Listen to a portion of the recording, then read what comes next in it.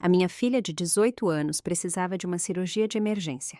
Pedi aos meus pais que fossem fiadores de um empréstimo para cobrir o custo. Eles recusaram, dizendo que não queriam assumir o risco financeiro. Então, poucos dias depois, embarcaram numas férias de luxo de 13.000 euros com a minha irmã e os seus 3 filhos. Eu não gritei nem os confrontei. Em vez disso, esperei. E 2 semanas depois, tudo no mundo deles começou a desmoronar. Não era a primeira vez que passava uma noite sentada numa cadeira de plástico duro, mas foi a primeira vez que o fiz enquanto olhava fixamente para um suporte de soro, como se encarar com força suficiente pudesse fazer os minutos passarem mais rápido. Continuei a serrar o maxilar, desejando poder acelerar o tempo. O acidente da Lara aconteceu numa quinta-feira. Ela estava a usar o cinto de segurança, sentada no banco do passageiro, mas mesmo assim foi parar ao serviço de urgência. Uma fratura na coluna, vários hematomas e arranhões e uma série de frases aterradoras que nenhum pai quer ouvir sobre o seu filho. Ela está estável, disseram-me, consciente, mas algo preocupante apareceu nos exames. No sábado de manhã, estávamos a enfrentar um novo termo: cirurgia. Havia 2 opções. A primeira, um procedimento avançado com uma taxa de sucesso de 98%. Baixo risco de danos nos nervos, sem complicações duradouras. A segunda, coberta pelo seguro de saúde. Sim, mas significativamente mais arriscada. Cerca de 20% mais de probabilidade de danos a longo prazo, possivelmente até paralisia. Não esperei que o cirurgião terminasse de explicar os riscos. Vamos com a primeira, disse eu imediatamente. Ele acenou com a cabeça. É definitivamente a melhor opção, mas a janela de oportunidade é curta. A inflamação dela ainda está no ponto ideal.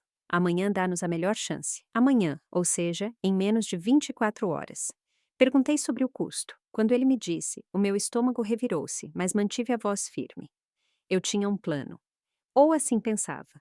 Saí para o corredor e liguei para os meus pais. Não esperava celebração nem mesmo calor humano, mas pensei que eles iriam ajudar. O meu pai atendeu. Olá, querida. Está tudo bem? A Lara precisa de uma cirurgia. Há um procedimento que lhe dá a melhor chance de recuperação total, disse eu. Mas não é coberto. É caro e preciso de ajuda. Houve uma pausa. Oh, querida, tens a certeza que não está incluído? Isso não me soa bem. Tenho a certeza, respondi. Já verifiquei tudo com o pessoal do hospital. Há uma alternativa mais barata, sim, mas acarreta muito mais risco, tipo, significativamente mais. Então, a voz da minha mãe surgiu claramente no viva voz. Já verificaste 2 vezes com o seguro? Às vezes eles dizem que não inicialmente, mas se insistires. Mãe, isto não é um erro, interrompi. O procedimento melhor é mais recente e não está na lista de aprovados deles. Tenho que pagar a diferença do meu bolso. Eles não disseram nada. Não estou a pedir que esvaziem as vossas poupanças, acrescentei. Apenas que ajudem a cobrir a diferença para que possamos marcar a cirurgia até o final do dia. Eles estão prontos para operar amanhã. Mais silêncio. Então o meu pai tossiu e falou. É que o momento é realmente infeliz, sabes?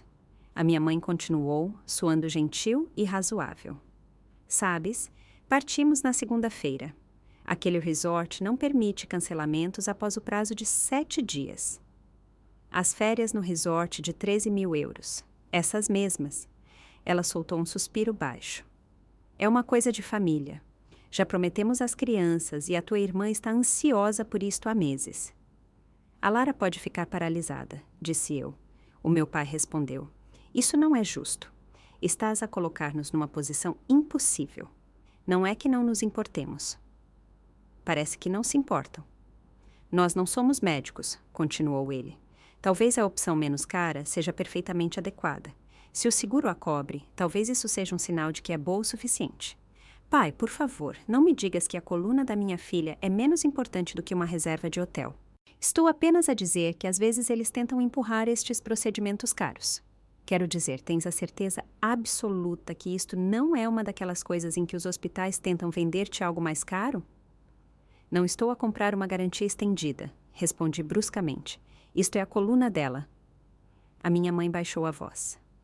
Estás muito emotiva agora. E eu entendo isso, mas talvez devesses abrandar antes de tomar grandes decisões financeiras. Especialmente com o teu trabalho a ser o que é. Eu tenho 2 empregos. Sempre paguei as minhas contas. Já ajudei a pagar as vossas contas. Isso não é justo, disse ela, suando magoada. Tu escolheste fazer isso. Eu escolhi porque pensei que fariam o mesmo por mim.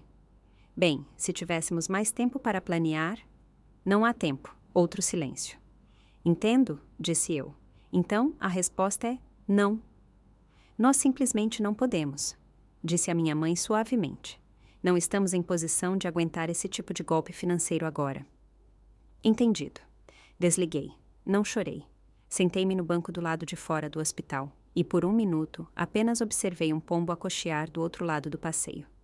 Lembro-me de me perguntar se ele tinha um nome, se tinha pais, se os seus pais teriam pago por uma cirurgia se pudessem.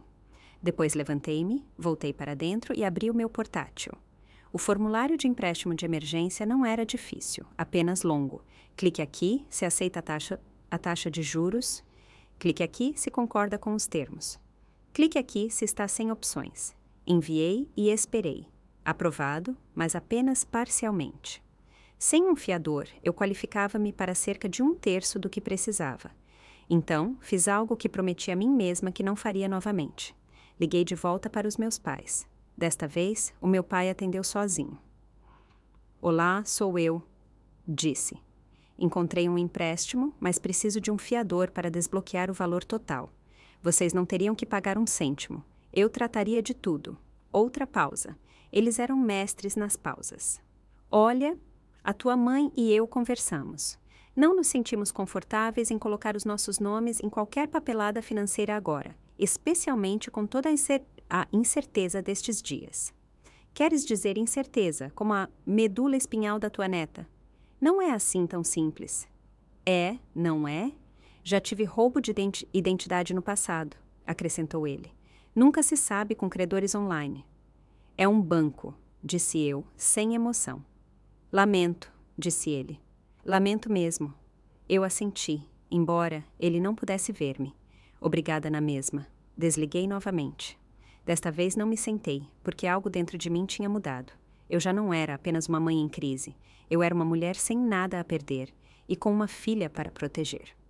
Sabes aquele momento em que tudo se encaixa? Quando de repente todas as pequenas coisas estranhas do teu passado se alinham como peças de um puzzle e a imagem que tens evitado finalmente te encara?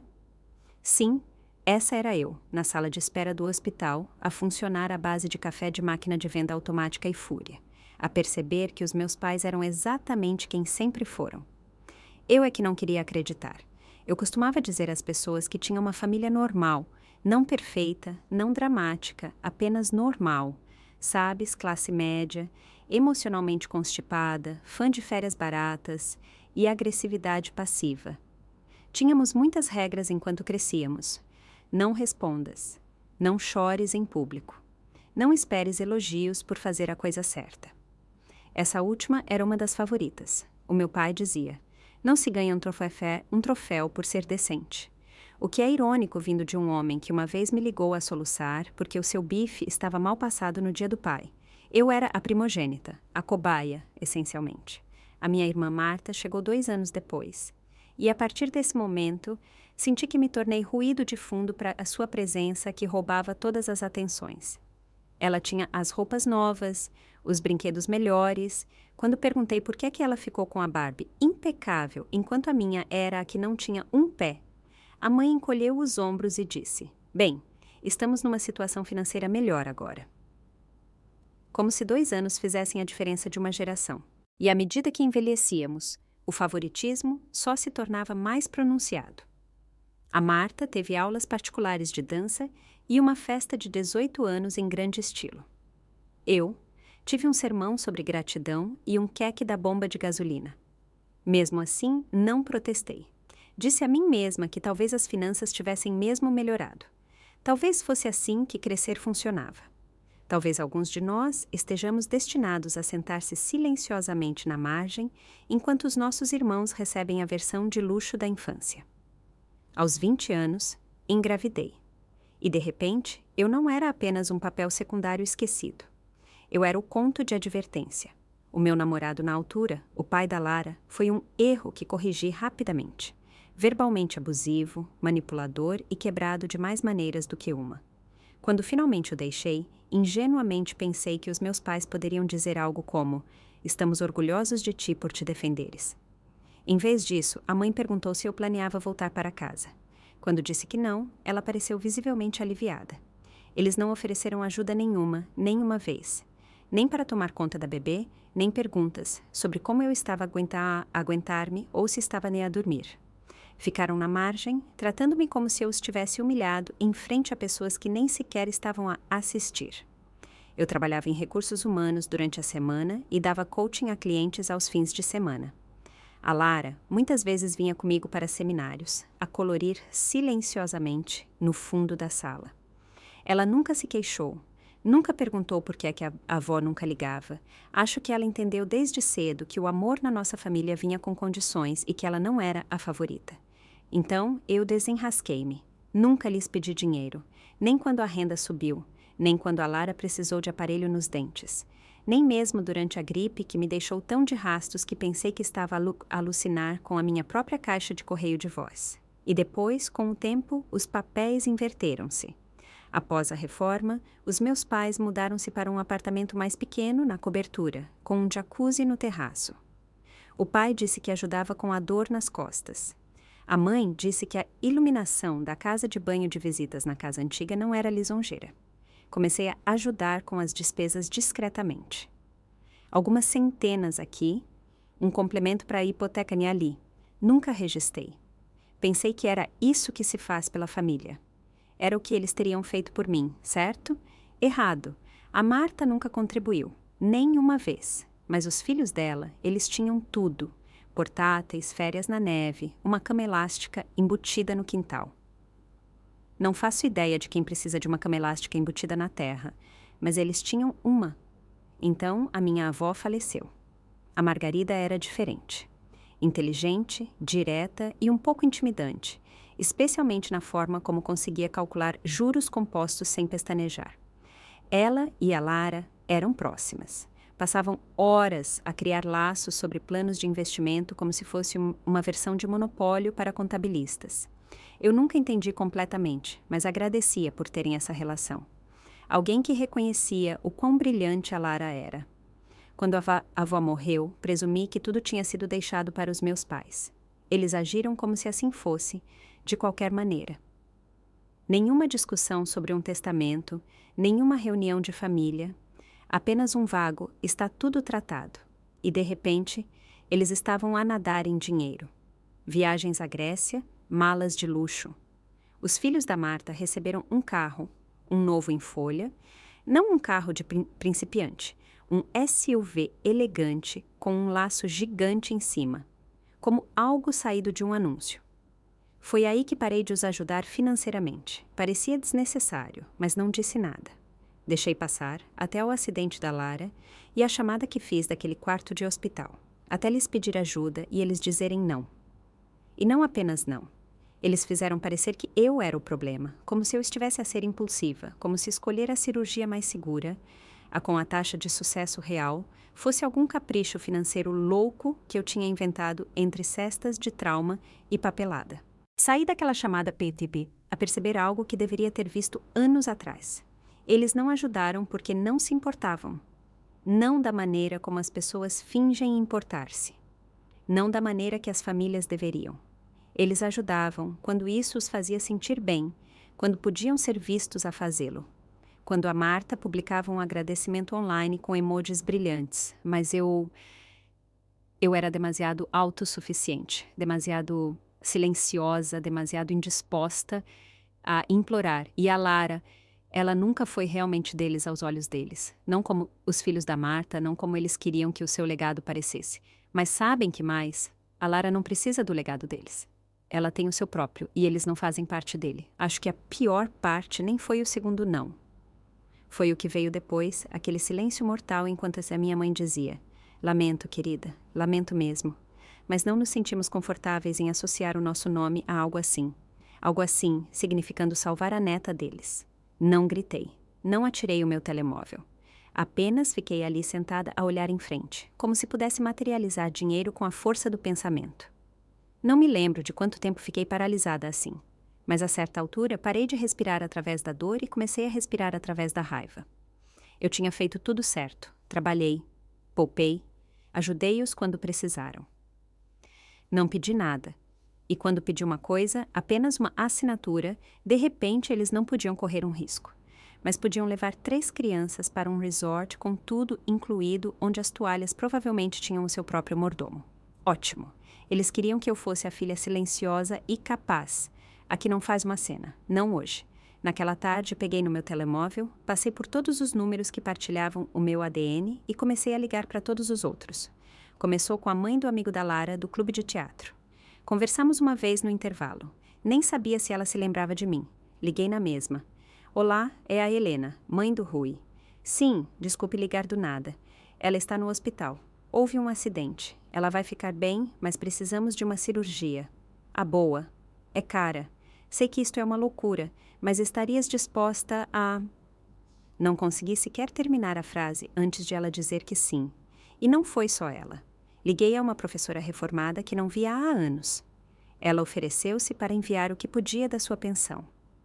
Um tipo com quem trabalhei há 10 anos enviou-me 280 euros com uma nota que apenas dizia: para a Lara, não te preocupes com isso.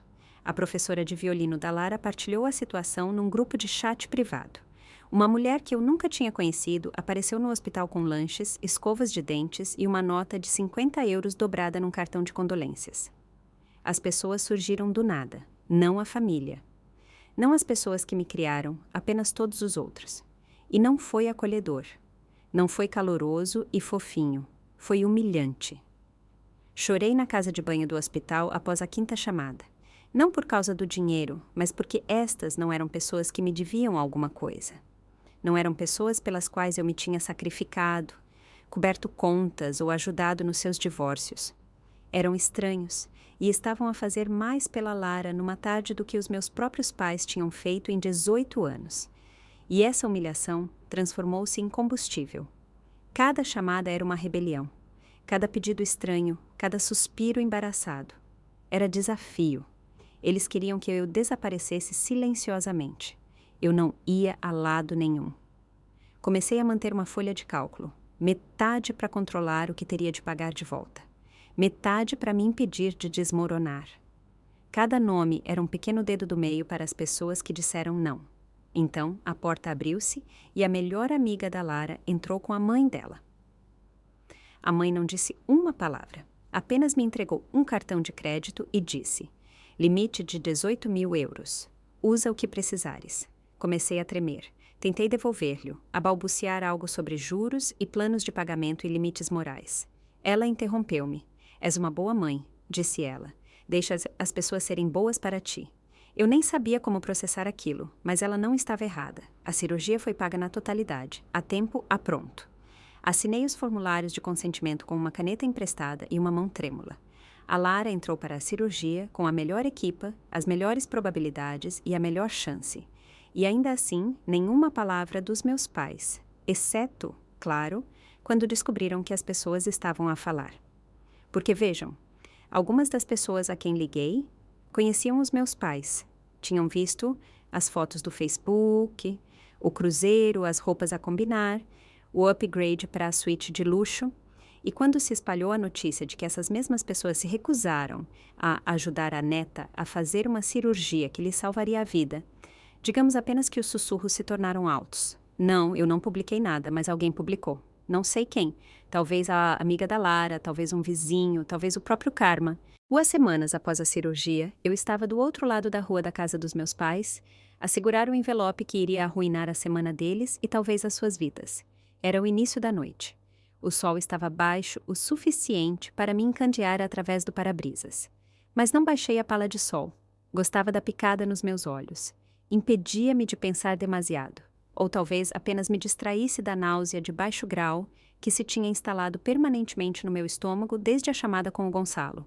Eles deviam regressar do cruzeiro naquele dia. Uma escapadela costeira refinada de 11 dias com serviço de mordomo e provas de vinho ao pôr do sol. Eu segui o voo de regresso como se fosse um lançamento da NASA. A Lara sentou-se ao meu lado no banco do passageiro. As suas pernas ainda com suportes, auscultadores nos ouvidos, a ver algo sem sentido. Ela não fez perguntas. Sabia por que estávamos ali. Não quero falar com eles, disse ela. Não vais precisar, respondi. Ela acenou com a cabeça, depois murmurou. Bom, e voltou ao que estava a ver. 10 minutos depois, o carro deles apareceu. A minha mãe saiu num vestido de resort branco esvoaçante, o tipo de coisa que grita. As minhas férias são melhores que as tuas. O meu pai seguiu-a, a puxar uma mala que provavelmente custou mais do que o nosso frigorífico. Nenhum deles nos viu até eu abrir a minha porta. A minha mãe gelou. Atravessei a rua com o envelope na mão, os meus saltos a ranger na sua entrada de gravilha perfeita. O que é isto? Perguntou ela, já desconfiada. Eu sorri, mas não foi do tipo que chega aos olhos. Foram notificados judicialmente. Ela ficou a olhar. O meu pai, que estava a mexer na fechadura da mala, olhou para cima, os seus olhos caíram sobre o envelope. Estás a brincar, disse ele, mas a sua voz falhou a meio da frase. Não disse mais nada, apenas me virei e voltei para o carro. Atrás de mim, ouvi a minha mãe gritar o meu nome. O meu pai também disse algo. Acho que foi espera ou não precisas de fazer isto. Mas eu precisava, tinha de o fazer. A primeira chamada com o Gonçalo passava na minha mente como uma mensagem de voz do inferno. Como assim a Lara não recebeu a herança? Ele tinha perguntado como se eu lhe tivesse acabado de dizer que o sol tinha deixado de funcionar. Quero dizer, disse eu, os meus pais ficaram com tudo, a casa, as ações, a coleção de moedas antigas que ninguém gostava, mas que a avó jurava que valeria alguma coisa. O Gonçalo ficou em silêncio por um instante. Helena, isso não faz sentido. A Margarida deixou tudo para Lara. Eu sei. Eu redigi o testamento. Eu fiquei ali sentada, a agarrar o telemóvel como se ele pudesse transformar-se em cinzas. O quê? Finalmente disse. Estava tudo num fundo fiduciário. Os teus pais eram apenas os curadores. Deveria ter sido libertado para a Lara quando ela fizesse 18 anos. Ela fez 18 anos há meses. O Gonçalo praguejou baixinho. Eles nunca notificaram o banco, nunca preencheram a papelada de transferência, nada. Então, eles simplesmente ficaram com tudo. Sim, disse ele. Isso não é apenas antiético, é roubo. Ela é legalmente uma adulta. Aquele dinheiro nunca foi deles. E foi aí que a imagem finalmente ficou nítida. Tudo. As viagens, a remodelação da cozinha nova, a forma como de repente deixaram de precisar de ajuda com a hipoteca. A forma como começaram a mimar os filhos da minha irmã como se fossem da realeza. Eles não tinham apenas falhado em ajudar a Lara. Eles usaram o dinheiro dela para comprar uma vida melhor para si mesmos e nunca disseram uma palavra. Naquela noite, contei tudo a Lara. Eu esperava lágrimas, ou raiva, ou incredulidade. O que obtive foi pior. Silêncio. Ela ouviu, de braços cruzados, rosto inexpressivo, como se eu tivesse provocado um curto-circuito na sua capacidade de sentir qualquer coisa. Eles diziam que me amavam, disse ela finalmente, a sua voz sem emoção. Todos aqueles jantares de domingo, os livros que a avó me deu, o jogo de matemática parvo que ela costumava jogar. Eu sei, sussurrei. Eles nem me disseram, simplesmente pegaram. Eu assenti. Não confiava em mim para falar. Ela olhou para o seu colo, puxou um fio solto no seu casaco com capuz. Podemos fazer alguma coisa? Perguntou ela. Sim, disse eu. Podemos. Liguei ao Gonçalo na manhã seguinte. Ele explicou-nos tudo. Haveria papelada, procedimentos, talvez até tribunal. A Lara ouviu com atenção. Eu quero o dinheiro de volta, disse ela. Vais tê-lo, prometeu o Gonçalo. E quero que eles respondam por isso. Ele olhou para mim, depois de volta para ela. Tens a certeza? Quando isto começar, não para. A Lara não hesitou. Eles fizeram escolhas. Eu também farei. Os dias seguintes foram um turbilhão de papelada, chamadas, assinaturas e sessões de estratégia. O Gonçalo não era apenas um bom advogado. Ele era um cão de caça com um diploma de direito e uma vingança pessoal. Aparentemente, ele adorava a minha avó. Eles meteram-se com a rapariga errada, disse-me ele uma vez, com os olhos semicerrados. Foi preciso tudo em mim para não chorar naquele momento, porque pela primeira vez em semanas, alguém via a Lara como mais do que um problema a ser ignorado. Ele via-a como alguém por quem valia a pena lutar. E eu também, especialmente agora, porque isto não era apenas sobre o dinheiro ou mesmo a traição. Isto era sobre o que quase aconteceu. O que poderia ter acontecido? Porque os meus pais não se deram ao trabalho de dizer a verdade, porque valorizavam cruzeiros de luxo e direitos de se gabar no Instagram mais do que uma rapariga que uma vez lhes fez canecas de melhor avô do mundo na escola primária. Bem, agora eles vão conhecer a mãe mais zangada do mundo. E desta vez, eu não estava a pedir. Estava a vir buscar tudo o que eles deviam.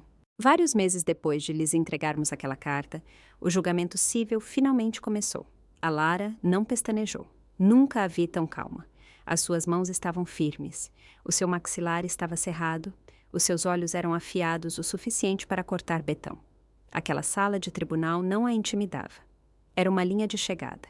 Enquanto isso, os meus pais apareceram com um advogado que parecia ser pago à sílaba. Ele sorria demasiado e usava frases como legado desproporcional e capacidade testamentária questionável. Tradução. Eles estavam a argumentar que o testamento era injusto, que a avó provavelmente estava confusa e que a Lara não tinha o direito de ser a única herdeira. Boa tentativa. O Gonçalo, o nosso advogado e amigo de longa data da avó, nem se abalou. Ele tinha registros bancários, logs de transações e o testamento original autenticado. Ele até tinha cópias datadas de e-mails que a avó lhe tinha enviado a dizer que a Lara a fazia lembrar de si mesma. Um deles terminava com: "Ela é a única que ouve quando falo de juros compostos. Só isso já merece uma fortuna." O advogado deles mudou de tática. Talvez os pais estivessem apenas a guardar o dinheiro temporariamente, argumentou ele. Ela tinha acabado de fazer 18 anos. O Gonçalo nem sequer levantou a voz. Apenas perguntou por que é que eles não tinham dito nada. Por que é que já tinham gasto parte dos fundos em cruzeiros, presentes de carros e fins de semana em spas? Por que é que não havia registro zero de qualquer tentativa de transferir o dinheiro para a Lara ou mesmo de a informar que ele existia? O juiz pediu silêncio 2 vezes. Uma, porque os meus pais estavam a sussurrar furiosamente um com o outro. E outra, porque a Lara riu baixinho. Então veio o veredito. Eles tinham que reembolsar até o último cêntimo do que era de direito da Lara. O tribunal decidiu que eles tinham violado o dever fiduciário e usado indevidamente os fundos. Eles não tinham base legal ou moral para ficar com o dinheiro. Exceto que, surpresa, eles já não o tinham. Tinham gasto uma parte substancial, não a maior parte, mas o suficiente para que os seus ativos atuais não conseguissem cobrir. O tribunal apreendeu tudo. A casa, as contas de reforma do carro, a propriedade de férias, uma chamada coleção de arte da qual a minha mãe costumava gabar-se, até o colar de pérolas, que ela uma vez disse que eu nunca seria elegante o suficiente para herdar. Eles acabaram num aluguer apertado perto de uma autoestrada, o tipo de lugar onde não se abrem as janelas se quer dormir a noite toda. A família alargada cortou o contato, os amigos desapareceram. Eles ainda não tinham pedido desculpa. Eles arruinaram a família. Terá dito a minha mãe, a um vizinho que perguntou por que é que eles estavam a vender os seus móveis no Facebook Marketplace.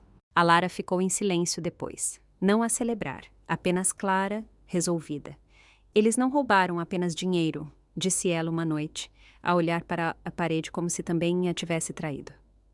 Eles arriscaram a minha vida e ainda agem como se eu devesse ser a única a superar isso. Eu não discuti. Ela estava certa. Uma semana depois, ela deu luz verde ao Gonçalo para prosseguir com acusações criminais. Ele deu um único aceno de cabeça. "Não vai ser fácil", disse ele. "Já percorri caminhos mais difíceis", respondeu a Lara. Para minha surpresa, o processo criminal avançou mais rapidamente do que eu antecipava. Talvez tenha ganhado impulso porque alguém vazou parte do resumo do caso cível e os mídia agarraram-se a ele. Ou talvez o procurador se importasse genuinamente. Ou talvez fosse apenas uma semana rara em que a justiça estava de bom humor. O novo advogado deles não era menos dramático que o anterior. Barulhento, caro e cada vez mais frenético. Dei por mim a perguntar-me como é que eles estavam sequer a pagá-lo. Eles apontaram dedos em todas as direções. À avó, ao sistema financeiro, ao banco, às pressões da reforma. A certa altura, tentaram até a defesa do "pensávamos que ela o iria esbanjar". o que mereceu um revirar de olhos muito visível do juiz. O veredito foi anunciado. Culpados: roubo financeiro, quebra do dever fiduciário, engano envolvendo um herdeiro ilegal. Devido à sua idade e ao fato de o crime ser não violento, o juiz sentenciou-os a 1 ano de liberdade condicional e serviço comunitário. Em vez de desfrutarem de pôres do sol em Santorini, estavam agora a apanhar lixo e a organizar documentos nos serviços da cidade. As fotos chegaram à internet. A minha mãe, com um colete laranja fluorescente, a olhar de lado para uma embalagem de fast food como se a tivesse insultado pessoalmente. O meu pai, com ar desamparado, vassoura na mão. Nós não partilhamos as imagens, mas certamente as vimos. Então o Gonçalo ligou novamente. "Está sentada?" perguntou ele. Acontece que os meus pais tinham tentado mover uma soma significativa de contas que não tinham declarado durante o caso civil, canalizando o dinheiro para uma plataforma offshore em nome da minha tia. Havia um rastro digital que levava diretamente a eles. "É uma violação clara da ordem do tribunal", disse o Gonçalo. "Vamos apresentar queixa novamente." O segundo julgamento não se arrastou. Fraude, intenção de ocultar ativos, tentativa de evitar o reembolso. Desta vez, eles vieram para o tribunal vestidos com as mesmas roupas que usavam para o serviço comunitário. Pela primeira vez, a minha mãe não disse nada.